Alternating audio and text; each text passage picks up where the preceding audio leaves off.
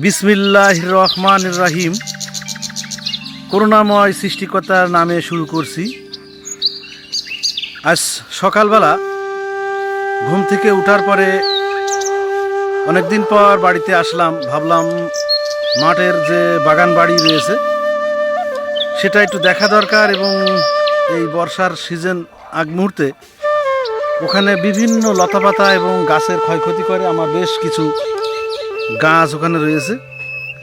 Motor cycle নিয়ে যাব তাও খুব একটা সাহস পাচ্ছিলাম না, কারণ বৃষ্টি সিজন, কখন বৃষ্টি হয়ে যায় পরে কাদার ভিতরে আসা ঝামেলা হবে।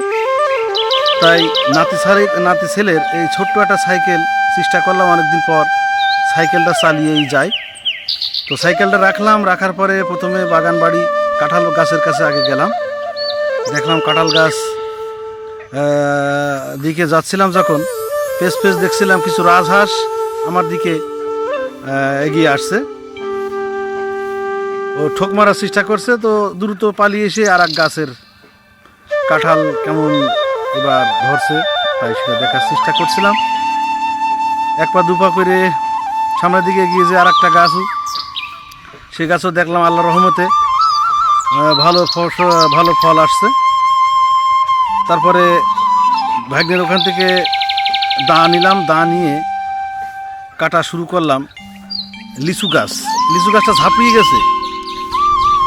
লিচু গাছটা সাইজ করে না দিলে এখানে একটু সমস্যা হয়। আবার গাছের ভিতরে কাছে বল্লার বাসা, এই বল্লা দেখে অনেকটা উপকারেই আসছে, কারণ কিছু লিচু ছিল গাছে।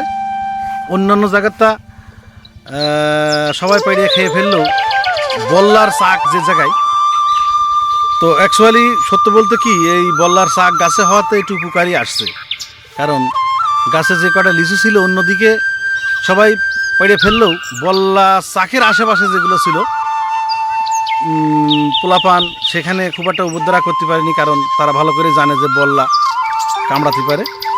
এজন্য আমি খুব সতর্কতার সাথে দা দিয়ে নিচের ডালগুলো কাটে একবারে সাইজ করে সেটে দিচ্ছি, কারণ আগামীতে ওখান থেকে ছোট কুশি হয়ে ভালো ঝাঁপড়িয়ে যাবে। তো নিজের কাজ নিজে গুছিয়ে করাই ভালো, সেটা ভেবে আমি একটা রিক্সের ভিতরে দিয়ে সেই বল্লার চাকের পাশ থেকে দেখতে পাচ্ছেন লাল আকারের কয়েকটা লিচু গাছে ঝুলছে। আর উপর সাইড আমি দেখাতে পারছি না, তবে কিছু লিচু খাওয়ার উপযুক্ত হয়েছে। ওখান থেকে চলে আসলাম। লিচু গাছ সাইজ করে দেওয়ার পরে এবার ওই যে বলছিলাম যে লতা পাতায় যে ছোটো গাছগুলো একেবারে ঝাপটিয়ে ধরছে, তা আমি একে একে সেই লতাগুলো ছিঁড়ে অরিজিনাল যে গাছ সেই গাছ অবমুক্ত করে দিচ্ছি, কারণ এই সিজনে এই অগাছার এমন শক্তি যেটা গাছের উপর ঝাপটে ধরলে ও গাছের লতা পাতায় খুবই ক্ষতি করে।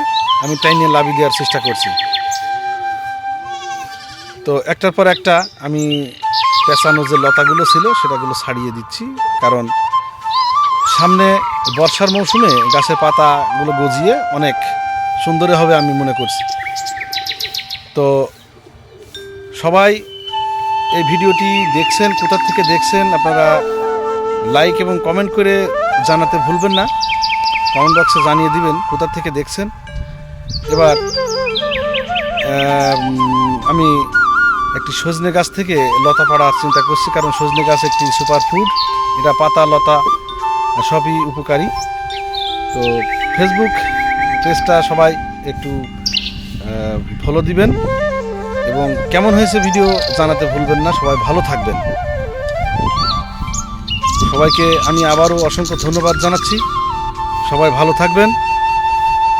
আসসালামু আলাইকুম। সবাই ভালো থাকবেন। আল্লাহ হাফেজ।